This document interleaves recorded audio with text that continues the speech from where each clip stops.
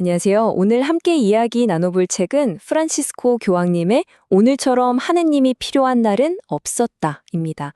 이 책을 통해서요, 이 시대를 살아가는 우리에게 꼭 필요한 위로와 지혜는 과연 뭘지 한번 깊이 들여다볼까 합니다. 세상은 정말 하루가 다르게 빨라지고 똑똑해지는 것 같은데 이상하게 나는 왜 점점 더 지쳐만 갈까? 여러분 혹시 이런 생각 해보신 적 없으세요? 이 책은요, 바로 이 질문에서부터 시작합니다. 정말 열심히 살고 있는데도 왠지 모르게 점점 더 힘겨워지는 바로 우리 모두의 마음을 따뜻하게 알아주면서 말이죠. 첫 번째 장은 바로 꾸지람이 아닌 따뜻한 말 한마디입니다. 사실 요즘 세상 정말 날카로운 지적이나 냉철한 비판이 넘쳐나잖아요. 어쩌면 우리한테 진짜 필요한 건 그런 게 아닐지도 모른다는 거죠. 과연 교황님은 어떤 다른 해법을 이야기할지 같이 한번 볼까요? 바로 이 문장이 핵심인 것 같아요. 비판하기보다는 따뜻하게 등을 토닥여 주시는 옆집 할아버지 같은 모습. 책에서는 교황님을 어떤 날카로운 비판가가 아니라요, 이렇게 푸근한 이웃집 할아버지에 비유하고 있어요. 차가운 훈계 먼저가 아니라 먼저 공감해주고 위로를 건네는 그런 존재 말이에요. 그런데 이 따뜻함이요, 그냥 듣기 좋으라고 하는 그런 말이 아니에요. 오히려 그 온기가 우리 스스로를 돌아보게 만드는 아주 강력한 깨우침으로 이어진다는 겁니다. 누가 막 혼내서가 아니라 그 사랑 때문에 스스로를 돌아보게 만드는 거죠. 자, 두 번째 장, 단죄가 아닌 연민입니다. 그렇다면 교황님이 말하는 이 연민이라는 마음이 실제로는 어떻게 나타나는 걸까요? 여기 정말 인상적인 일화가 하나 있는데요. 이걸 보면 그 본질을 완벽하게 이해할 수 있습니다. 어느 날 교황님 앞에 한 소년이 섰어요. 이름은 엠마누엘레. 그런데 이 아이가 뭔가 할 말이 있는 것 같은데 감정이 북받쳐서 말을 잇지 못하고 그만 엉엉 울음을 터뜨리고 만 거예요. 소년이 눈물을 닦고 정말 어렵게 꺼낸 질문이 바로 이거였습니다.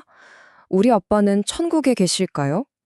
알고 보니 이 소년의 아버지는 최근에 돌아가셨는데 평생 무신론자셨대요. 하지만 자녀 4명 모두에게는 세례를 받게 할 만큼 아주 좋은 분이셨다고 해요. 이 질문에 교황님은 어떻게 반응했을까요? 아이를 다그치거나 섣불리 판단하는 대신 이렇게 말합니다. 괜찮아, 괜찮아. 이리 오렴? 내 귀에만 속삭여 줄래? 소년을 자기 곁으로 바싹 불러서 정말 가장 개인적이고 부드러운 방식으로 그 아이의 아픔에 다가간 거죠. 바로 이게 교황님이 보여준 연민의 논리입니다. 하느님은 아버지의 마음을 가졌다는 거죠. 평생 신을 믿진 않았지만 자식들을 위해 세례를 받게 한 그런 선한 사람을 과연 하느님이 저버리실까요? 아니라는 거죠. 신의 사랑이란 게 어떤 엄격한 재판관의 잣대가 아니라 자식을 아끼는 부모의 마음과 같다는 겁니다. 그런 아버지를 신께서 따뜻하게 끌어안아 주실 거라는 정말 인상적인 관점 아닌가요? 자, 이제 세 번째 장으로 넘어가 볼게요. 믿음은 동사다.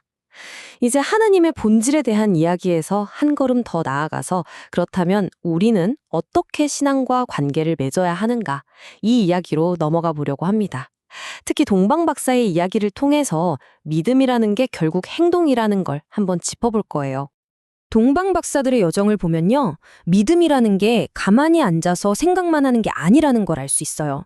이건 아주 능동적인 여정인데요. 3단계가 있죠. 첫 번째, 위를 바라본다. 그러니까 돈이나 성공 같은 땅의 것들 말고 하늘을 보면서 더 높은 목적을 찾는 거예요. 두 번째, 길을 걷는다. 편안한 자리를 박차고 나서는 거죠. 믿음에는 이런 움직임과 때로는 위험을 감수하는 게 필요하다는 걸 알았던 거예요. 그리고 마지막, 예물을 드린다. 자기가 가진 걸 아낌없이 바치는 거죠. 믿음의 완성은 결국 이렇게 이기심 없는 나눔이라는 걸 상징하는 겁니다. 이 표를 보면 그 차이가 정말 극명하게 드러나죠. 한쪽에는 동방 박사들이 있고 다른 한쪽에는 헤로데와 율법학자들이 있어요. 헤로데와 율법학자들, 이 사람들은 예언에 대해 모르는 게 없었어요. 지식은 완벽했죠. 하지만 가만히 앉아만 있었어요.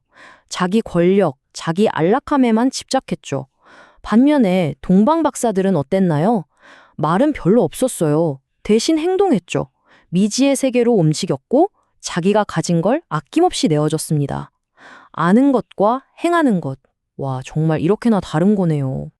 결국 이겁니다. 주님을 위해 그 어떤 대가도 바라지 않고 무상으로 내어주는 것. 이것이 예수님을 만났다는 확실한 징표입니다. 이 문장이 2장의 핵심을 딱 보여주는 거죠. 진정한 믿음은 결국 대가 없는 나눔, 다른 사람을 위한 봉사를 통해 드러난다는 겁니다. 자, 4번째 장입니다. 이번엔 주제를 살짝 바꿔서요. 꼰대 vs 진짜 어른. 이거 정말 흥미로운 주제죠? 우리가 흔히 말하는 꼰대란 진짜 어른은 도대체 뭐가 다른 걸까요? 늘 남만 가르치려 드는 사람이랑 진정한 의미의 어른은 어디서부터 갈라지는 걸까요? 이 이야기는 결국 겸손 그리고 자기 성찰이라는 아주 중요한 가치와 연결이 됩니다. 그 차이는 정말 명확합니다. 여기 정의를 한번 볼까요? 꼰대는요, 자기만 절대 안 돌아보고 습관적으로 남만 비판하는 사람이에요. 시선이 늘 바깥으로만 향해 있는 거죠. 반면에 진짜 어른은 어떤가요? 비판의 화살을 먼저 자기 자신에게 돌립니다. 그리고 사랑으로 치유하려고 하죠. 시선이 먼저 안으로 향하는 거예요. 진짜 지혜는 남의 단점을 찾기 전에 내 안을 먼저 들여다보는 데서 시작되는 거겠죠. 그리고 진정한 리더는요, 자신의 잘못을 인정하는 용기를 보여줍니다.